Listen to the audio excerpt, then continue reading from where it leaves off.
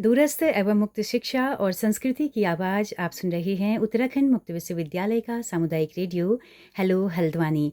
मैं हूं सुनीता भास्कर और दोस्तों कार्यक्रम लेकर आए हैं शिक्षा का पहिया। और हमारे साथ मौजूद हैं विद्यावती मुकुंदलाल गर्ल्स कॉलेज गाजियाबाद से अर्थशास्त्र की प्रोफेसर नीलम सिंह। मैम आपका बहुत बहुत स्वागत हेलो हल्द्वानी रेडियो में। धन्यवाद। जी मैम किसान परिवार से वास्ता रखती हैं, इसीलिए मैम ने एग्रीकल्चर को नहीं छोड़ा है अर्थशास्त्र में आने के बाद भी। तो एग्रीकल्चर इकोनॉमी पे दोस्तों आज हम बात करने वाले हैं। और मैम उत्तराखंड में आई हैं काफ़ी उत्साह से, और मैम ने काफ़ी सुना है यहाँ की महिलाओं के बारे में जो कि सेल्फ हेल्प ग्रुप्स के ज़रिए बहुत अच्छा काम कर रही हैं। मैम किस तरह से देखते हैं आप महिलाओं की जो आमद हुई है, महिलाएँ जो कमा रही हैं पैसा घर की छोटी छोटी चीज़ों से, तो इन ग्रुप्स को, इन महिला हेल्पलाइंस ग्रुप्स को आप किस तरह से देख रही हैं? बहुत ही एक कारगर कदम है और महिलाओं में जितनी इसके बारे में जागृति ज़्यादा होगी उतनी ही महिलाएं आत्मनिर्भरता की तरफ बढ़ती जाएंगी। हर महिला को देखिए ज़रूरी नहीं है कि वो नौकरी ही करें या कोई इस तरह से पारंपरिक कार्यों में ही काम करें। उसे यहाँ पर बहुत अच्छा संगठन जितना मैंने सुना है और कुछ प्रोडक्ट देखे भी हैं उनके, तो मुझे लगता है महिलाएं जितनी इस मामले में अच्छे से अपने सेल्फ हेल्प ग्रुप बनाकर काम कर रही हैं, तो यहाँ के लोकल प्रोडक्ट एक तो नेशनल इंटरनेशनल लेवल तक पहुँच रहे हैं। दूसरी बात, महिलाएं आर्थिक रूप से आत्मनिर्भर हो रही हैं। तो आर्थिक सशक्तिकरण ही तो महिलाओं को चाहिए। अब वो किस तरह से आता है, कहते हैं ना कि सारे जो पॉकेट हुआ करती थी एक ज़माने में, तो वो पुरुषों के कपड़ों में हमें पॉकेट हाँ, देखने को मिलती थी। हाँ, और अभी जो है हाँ, तो महिलाएं डिपेंड उन पर करती थी हुँ, हमेशा से। हुँ, हुँ, अब हुँ। धीरे धीरे बस ऐसा मान लीजिए कि अब महिलाओं के वस्त्रों में भी अब एक जेब का मतलब कह लीजिए प्रावधान हो गया है। क्या बात है! तो और अब अब तो साड़ियों में भी मैम हाँ पॉकेट वाली बिल्कुल, साड़ियाँ आने लग गई हैं वो अब। तो जस्ट एक कहने की बात है, वो ले पर्स रखते हैं जो मतलब मेन बात है कि आर्थिक हुँ, आत्मनिर्भरता से और हर हुँ, महिला के आत्मसम्मान के लिए, उसके परिवार में स्थिति को मजबूत करने के लिए, घर की डिसीजन मेकिंग में उसका एक रोल, मतलब वाकई में वो महिला घर में उसका अस्तित्व है। हुँ। इसको प्रूव करने के लिए उसका आर्थिक रूप से आत्मनिर्भर होना वाकई बहुत जरूरी है। जी। मैम जैसे कई बार हम सुनते हैं ये भी डिमांड की घरेलू श्रम का भी, मतलब घरेलू श्रम जो इतना अनथक श्रम है वो कहीं जीडीपी में उसका बिल्कुल, कहीं मोल नहीं बिल्कुल, है, बिल्कुल। है ना? तो तो यूँ कहिए कि इसी माध्यम से कम लोगों को राष्ट्रीय और अंतर्राष्ट्रीय स्तर पर ये दिखाई तो दे रहा है कि यहाँ की महिलाएँ, हमारे भारत की महिलाएँ को हुँ, विशेषकर, हुँ, मतलब मैं मानती हूँ कि दुनिया में सबसे जो अच्छा पारिवारिक ढाँचा है, हुँ, वो हमारे भारत देश का है। जो हुँ, एक संयुक्त परिवार को देखते हुए महिलाएँ अपने बच्चों को भी बहुत अच्छे से देख पाती हैं, हुँ, अपने बुजुर्गों की भी बहुत अच्छे से देखभाल करती हैं। अब कहने वाले तो कह देते हैं कि ये सैंडविच जनरेशन है। तो ये हुँ, सैंडविच जनरेशन के बावजूद वो इतना निभा पा रही हैं और हुँ। उसके साथ फिर जो है आत्मनिर्भरता के कदम की तरफ अपने कदम बढ़ा रही हैं। तो बहुत मजबूती की बात है ये, बहुत एक मैं इसे पॉजिटिव साइन की तरह देखती हूँ। बिल्कुल। मैम अर्थशास्त्र की फ़ील्ड में महिलाएँ थोड़ा बनिस्बत औरों की थोड़ा कम हाँ, आती हैं ना? थोड़ा-सा क्योंकि थोड़ा साइंटिफिक सब्जेक्ट है। हाँ। अब इसमें कुछ प्रकृति का ही कह लीजिए कि महिलाओं की जो संरचना है वो इस तरह से है कि वो थोड़ा कोमल भावनाएँ रखती हैं। हुँ, शारीरिक रूप से भी थोड़ा-सा हम उनको थोड़ा माना जाता है, कुछ क्षेत्रों में वो ज़्यादा नहीं काम करती। हुँ। तो ऐसा मानते हैं कि उनका कलात्मक दिमाग ज़्यादा होता हुँ, है हुँ, हुँ, हुँ। और थोड़ा वो क्रिएशन में, सृजन में ज़्यादा रुचि रखती हुँ, हैं। हुँ, हुँ, और इकोनॉमिक्स क्योंकि थोड़ा-सा साइंटिफिक, थोड़ा-सा टेक्निकल हो जाता है, हुँ। पढ़ने में भी और थोड़ा समझने में भी। जी, जी। तो इसलिए थोड़ा-सा झुकाव कम होता तो है, अभी ज़्यादा भी नहीं है। एनरोलमेंट मतलब कम नहीं, रहता नहीं, है? नहीं, हाँ, ऐसा नहीं है। हाँ। कंपैरेटिवली थोड़ा-सा कम होता थोड़ा है। हुँ, हुँ, जैसे सोशियोलॉजी, हिस्ट्री या ऐसी चीज़ों में जो हुँ, थोड़े आसान सब्जेक्ट हैं, आम, हुँ। लेकिन जो थोड़ा-सा भी विशेष बच्चा है, थोड़ा-सा भी मेहनती और थोड़ा-सा इंटेलिजेंट बच्चा है, ऐसा हुँ। नहीं है, पूरी अभी तरह अभी कुछ समझते हैं। कुछ दिन पहले ही मुझे कोई बता रहे थे कि इकोनॉमिक्स में जी। मैथमेटिक्स बहुत ज़्यादा जोड़ दी गई है। हाँ। स्टैटिक्स जी, काफ़ी आ जी, गई है। बिल्कुल। अभी करिकुलम शायद कुछ चेंज हुआ है तो हाँ, हाँ।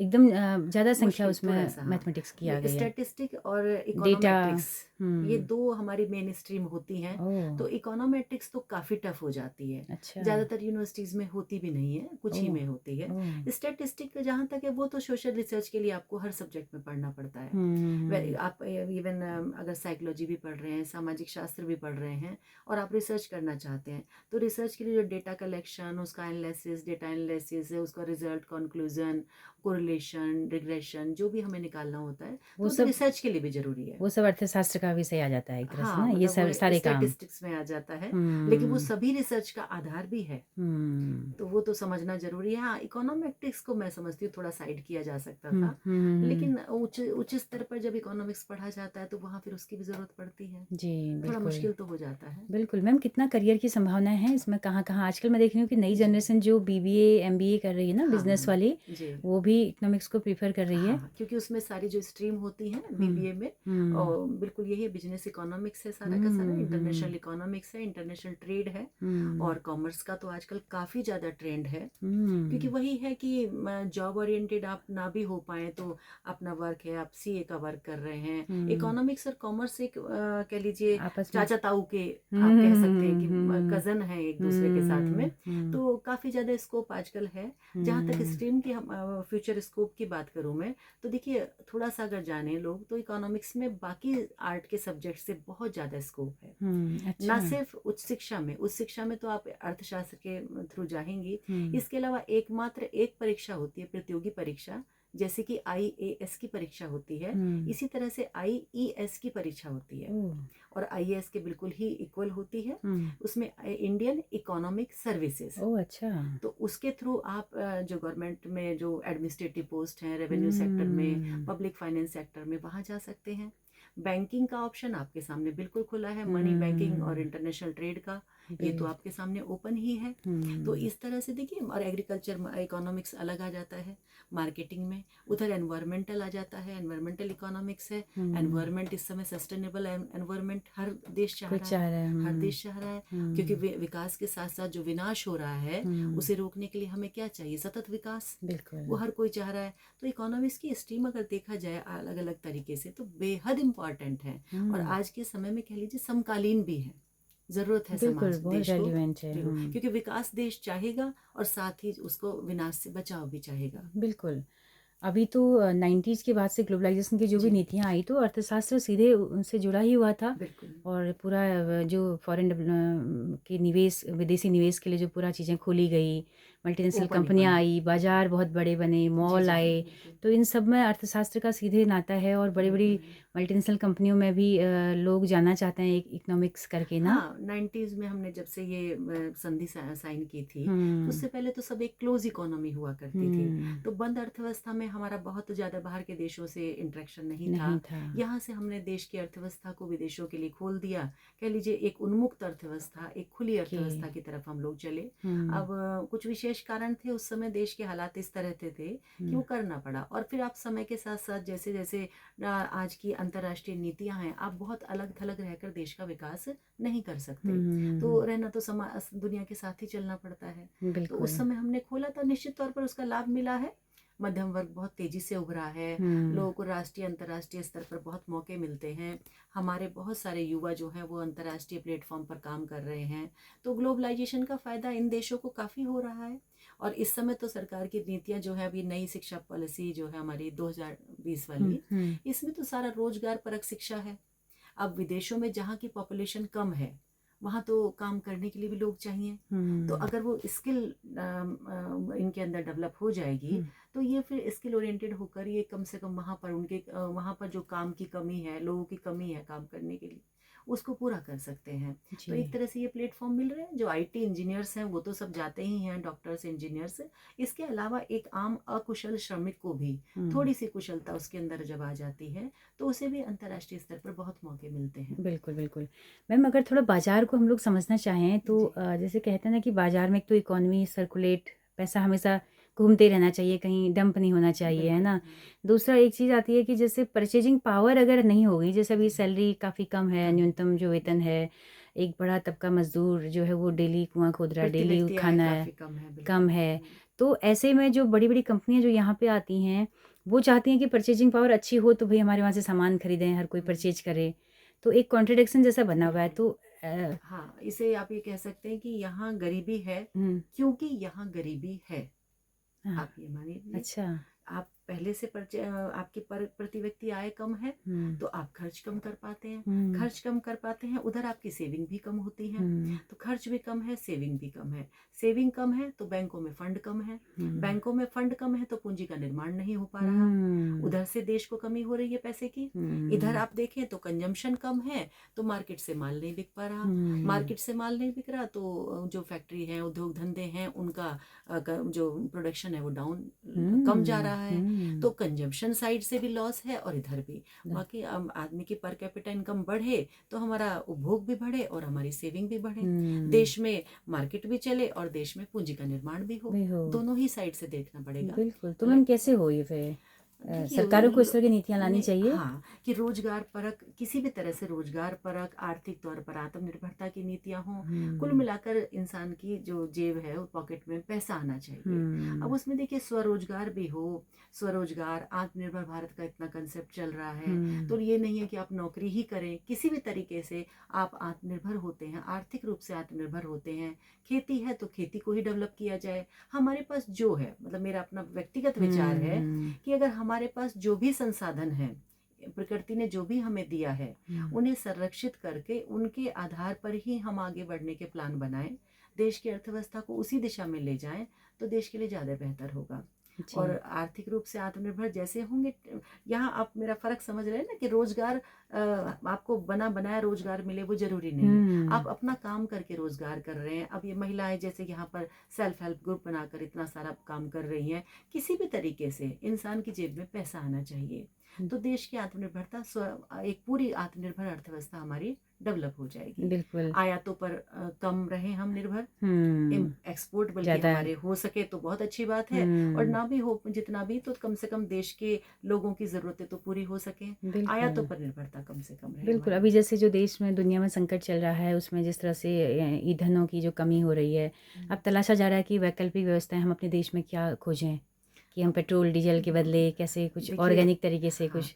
देखिए अभी एथेनॉल पर चल रहा है, काम कर ही रहे हैं साइंटिस्ट हमारे। देखिए प्रकृति ने कुछ लोगों को बहुत ज्यादा मात्रा में, प्रकृति ईश्वर है, कहते हैं ना ईश्वर सबको बराबर नहीं देता, तो प्रकृति ईश्वर की तरह से उसने किसी देश को कुछ दिया, हमें बहुत कुछ दिया, बहुत तरह की मिट्टी दी, बहुत तरह के का इंसान दिए, बहुत तरह की अच्छी भावनाओं वाले इंसान, बहुत कुछ हमारे खूबसूरत है। लेकिन उसने अब ये तेल और पेट्रोल के मामले में थोड़ी सी कंजूसी हमारे साथ कर दी है, वो तो एक कड़वा सच है कि हम लोग इसके मामले में तो नहीं कुछ कर सकते। लेकिन जो और स्रोत है, अब इस समय देखिए सोलर का काफी चल रहा है, सोलर एनर्जी बिल्कुल फ्री में, बिल्कुल फ्री सा ही समझिए, सरकार इतनी सब्सिडी दे रही है। प्रधानमंत्री जी की सूर्योदय योजना इस जब से आई है काफी पॉपुलर हो रहा है, तो इस दिशा में बहुत अच्छा कदम है। गुजरात साइड में, महाराष्ट्र साइड में विंड एनर्जी का बहुत अच्छा है। और बाकी ये हमारा जो गोबर गैस का प्लांट का, जो क्योंकि पशुधन के मामले में भी हम अभी भी नंबर 1 ही हैं, तो ये है कि ये भी एक अच्छा सोर्स है। हाँ, थोड़ा टेक्निकली इसमें डेवलपमेंट किए जाएं तो तकनीकी का सहयोग लेकर इन क्षेत्रों को बहुत आगे ले जाया जा सकता है। बिल्कुल बिल्कुल। और जो बायोफ्यूल है उस पर भी ध्यान दिया जाए, जैसे कि भूसी से बन रहा है ये एथेनॉल, जो गन्ने की वो होती है, खोई बोलते हैं उसको, उससे बनता है। तो ये सारी चीजें जो हैं इन पर भी ध्यान दिया जाए, इनमें जितना भी हो सकता है। अब कहीं ना कहीं से एनर्जी सोर्स तो पूरे करने ही होंगे, क्योंकि एनर्जी के बिना तो देश की इकोनॉमी की रफ्तार बिल्कुल रुक जाएगी। बिल्कुल रुक जाएगी। मैम, किसान परिवार से आप हैं, बतौर अर्थशास्त्री आप किस तरह से देख रहे हैं इस समय किसानों की आय की स्थिति क्या है, इकोनॉमी में कितना योगदान वो दे रहे हैं और कितना उनको लाभ मिल रहा है? देखिए यहाँ बिल्कुल मुझे स्पष्ट तौर पर, मतलब मेरा विजन बिल्कुल स्पष्ट है एकदम। पहले जो था एग्रीकल्चर हमारी बहुत पुअर और पारंपरिक तौर पर ट्रेडिशनल तरीके से जैसे की जाती थी, उसमें देखिए कुछ नहीं था, किसान की अर्निंग बहुत कम होती थी। और हमारे देश में क्या है, ज़्यादातर किसान सीमांत किसान हैं, मार्जिनल फार्मर कहते हैं, उनकी जोत का आकार बहुत छोटा है, बहुत छोटा है, 1 हेक्टेयर से भी कम का पड़ जाता है एवरेज। तो ऐसी दशा में उन्हें बहुत बड़े के लेवल पर वो खेती कर पाएंगे, कमर्शियल फार्मिंग, ये संभव नहीं है। उसके लिए बहुत अच्छा तरीका है क्लस्टर खेती, सरकार चला भी रही है इसके लिए बहुत सारी योजनाएं, उत्तराखंड में भी चल रही हैं। तो क्लस्टर खेती में क्या है, वो सब ग्रुप मिलकर जो है एक ही चीज की फार्मिंग करते हैं। अच्छा। ताकि उसकी मार्केटिंग अच्छे से हो सके, उसको एक्सपोर्ट भी हो सके। तो कृषि के क्षेत्र में मैं बहुत उज्जवल संभावना देख रही हूँ, क्योंकि कृषि हमारे देश की पारंपरिक विशेषता है, हमारे देश की अर्थव्यवस्था की रीढ़ है। आपको अगर मैं याद दिलाऊं तो कोरोना के टाइम में जब हमारी अर्थव्यवस्था -24 के पास पहुंच गई थी, हम्म, उस दशा में भी हमारे एग्रीकल्चर सेक्टर ने +3 की ग्रोथ ओह, रखी। अच्छा। तो हमारे कह सकती है हमारा विश्वास हासिल किया कि हम इस क्षेत्र में इसको आगे बढ़ाकर हम्म, और इसको बहुत आगे ले जाकर अंतर्राष्ट्रीय स्तर पर अपने इस एग्रीकल्चर इकोनॉमी को ले जाकर क्यों ना ग्लोबलाइजेशन का फायदा हमारा देश भी उठाए। हम्म, अभी तक तो ग्लोबलाइजेशन का फायदा बड़े देशों ने उठा उठाया रहा है, है, बिल्कुल। वन साइड चला है प्रोग्राम। अब हाँ, समय हमारा आया है क्या बात है, कि अब हमारा भारत देश जो है इस ग्लोबलाइजेशन के सही फायदे को उठाए क्या बात है, क्या और बात है दुनिया ये। की खाद्यान्न सप्लाई को पूरा करे। बिल्कुल, ये बहुत शानदार बात आपने बताई। मैम, जैसे इस बीच में नकदी फसलों का भी बड़ा एक ट्रेंड चला, जी है ना? तो बिल्कुल। उन्होंने कितना अर्थव्यवस्था से कितनी आय उसके ज़रिए हो रही है? काफ़ी बहुत ज़्यादा, हुँ, क्योंकि देखिए नकदी फसलों का ट्रेंड जब से चला है तब से लोगों ने पारंपरिक देखिए मतलब ये कहिए कि आय में तो वृद्धि बहुत ज़्यादा हुई हुँ, है, हुँ, लेकिन मानव के स्वास्थ्य को और पर्यावरण को बहुत हुँ, नुकसान पहुंचाया है। हुँ, अब विकास के साथ साथ विनाश, मैं बार बार ये बात कह रही हूँ, हम नहीं हुँ, चाहते। हम हुँ, चाहते हैं सतत विकास। हुँ, तो ऐसा हमें संतुलन बनाना होगा कि कमर्शियल क्रॉप्स में भी वो क्रॉप्स जो मिट्टी खराब कर रही है, मानव का स्वास्थ्य खराब कर रही है। अब तंबाकू है हुँ, एग्जाम्पल के लिए। अब हुँ, तंबाकू की क्रॉप पैसा तो बहुत दे देती है, हुँ, लेकिन इंसान का स्वास्थ्य तो खराब कर रही है। बिल्कुल। गन्ने की क्रॉप है जैसे, उसके लिए पानी बहुत ज़्यादा चाहिए। ओ सॉरी, गन्ने की क्रॉप के लिए आपको अलग तरीके से मेहनत करें। धान की क्रॉप फसल है, उसके लिए पानी बहुत चाहिए। हुँ, हर फसल की अपनी एक विशेषता है। तो अगर हम सारा ध्यान सारा फोकस एक ही फसल पर लगा देंगे हुँ, तो पैसा तो आएगा, वो भी लेकिन कुछ लोगों के पास हुँ, जो उसे प्रॉपर हुँ, कर पाएंगे। बिल्कुल। लेकिन उसके अलावा जो है बाकी इकोनॉमी को तो नुकसान ही होगा। तो मल्टीपल क्रॉप का सिस्टम, बहुउद्देशीय हुँ, जो होती है खेती, हुँ, पहले भी ऐसी हुआ करती थी। हाँ, हाँ। उससे हम देश जो है अपनी आत्मनिर्भरता की तरफ बढ़ेगा। हुँ, हुँ, हमें दूसरों पर डिपेंड नहीं पड़ना होना होगा कि हमें मोरक्को से दाल मंगानी है, हुँ, हमें अफ्रीका से ये मंगाना है। तो इसलिए अब अगर हम देश की इकोनॉमी को आर्थिक तौर पर आत्मनिर्भर चाहते हैं, हुँ, और ऐसे संकट के समय जब ये इजराइल का, और जब देखिए जरा सा अंतर्राष्ट्रीय संकट आता है, खाद्यान्न हुँ, पर संकट आ जाता है। हुँ, अब खाद्यान्न पर संकट आते ही तो हम दूसरों का मुंह ताकने लगते हैं। अब वो स्थिति कभी हमारे देश में ना आए, तो मैं थोड़ा सा संतुलन बनाकर चलना होगा। कुछ कमर्शियल क्रॉप्स और ज़्यादातर बहुउद्देश्य वाली जो हमारी चीज़ें होती क्रॉप है है उन पे, परंपरागत। हाँ, उन बिल्कुल, खेती को अभी तो चेंज भारतीय करना। ज्ञान परंपरा की बातें भी लगातार हो रही हैं, बिल्कुल। तो इस दिशा में भी काफ़ी काम हो रहा है। तो अब क्रॉप्स के मामले में भारतीय ज्ञान परंपरा से ज़्यादा और दुनिया में जानता ही कोई नहीं है। हुँ, हमारे इतनी तरह की तो धान की फसलें होती थी, इतनी तरह के बीज हुआ करते थे।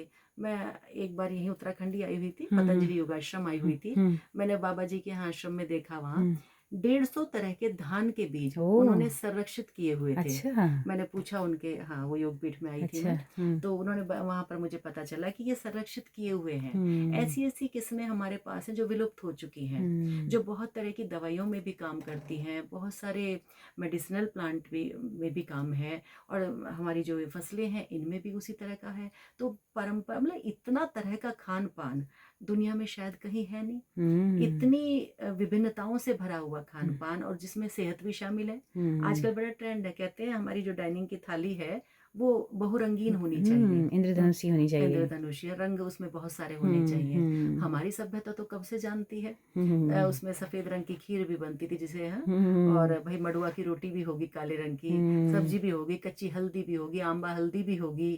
तो हुँ, बहुत सारी चीज़ें हमारे तो पहले से ही रंग बिरंगी थाली होती आई हैं। बिल्कुल, तो कभी बिल्कुल। पोषण की कमी नहीं रही। तो इस हुँ, पोषण की समस्या से भी छुटकारा मिले। बिल्कुल। बिल्कुल, तो थोड़ा सा मतलब हमें चेंज करने की ज़रूरत है। हाँ, अभी तो जीआई टैग के ज़रिए भी लोग अपने बिल्कुल। इनको पेटेंट कर रहे हैं, कर रहे हैं, नहीं, अपने बहुत इलाके अच्छा की। मौका है। मैंने बिल्कुल। शुरू में कहा ना, हुँ, ग्लोबलाइजेशन का सही फायदा तो भारत देश तब अब उठा पाएगा अब जब हम अपनी एग्रीकल्चर को उठाकर इंटरनेशनल लेवल पर ले जाएं हुँ, और उन्हीं के मानदंडों के अनुसार उसको बना ले। बिल्कुल। तो थोड़ा दुर्भाग्य ये है कि जो हमने पूरे सीमेंट के कंक्रीट में जो चीज़ों को बदल दिया है, तो उससे थोड़ा रकबा खेती का कम हो रहा है, बहुत कम हो रहा है, लगातार बिल्कुल। ना? तो उसी मामले में मैं देख रही थी कि उत्तराखंड सरकार ने 2019 में कृषि जैविक कृषि का जो अधिनियम बनाया, हुँ, हुँ, हुँ। उसे संरक्षित किया है ना जैविक को। हुँ, मतलब हुँ, पहला, पूरे देश में पहला राज्य है उत्तराखंड हुँ, जिसने हुँ। इस तरह का संरक्षण दिया है। जी, जी, जी। तो ये बहुत अच्छी शुरुआत है। इससे क्या होगा, ऑर्गेनिक फार्मिंग को ही बढ़ावा मिल रहा है। जितना हुँ, मैं सारा पढ़ा है मैंने इस बारे में, तो जितना यहाँ की सरकार प्रयास कर रही है उत्तराखंड की, वो बिल्कुल। ऑर्गेनिक फार्मिंग के लिए बहुत ही शानदार एक तरीका है। और इससे हमारी खेती जो है अंतर्राष्ट्रीय स्तर पर पहुंचेगी।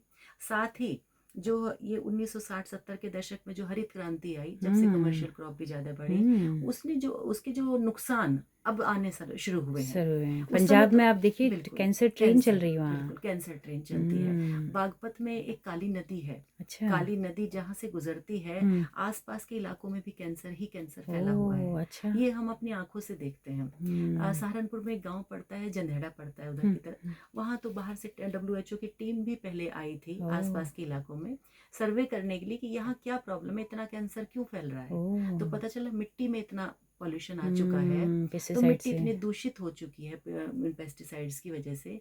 तो यूँ कह लीजिए हरित क्रांति उस समय की मजबूरी थी, जो भी रही होंगी। हाँ, भुखमरी अकाल हाँ, से देश को कि बाहर हम लोगों का निकालना था। पर कैपिटा यील्ड कम थी, प्रति व्यक्ति हुँ, उत्पादन काफ़ी कम हुँ, था, हुँ, लेकिन उस समय वो ज़रूरतें पूरी हो गई। अब हुँ, इंसान को अगर जीना है, तो प्रकृति की तरफ लौटना होगा।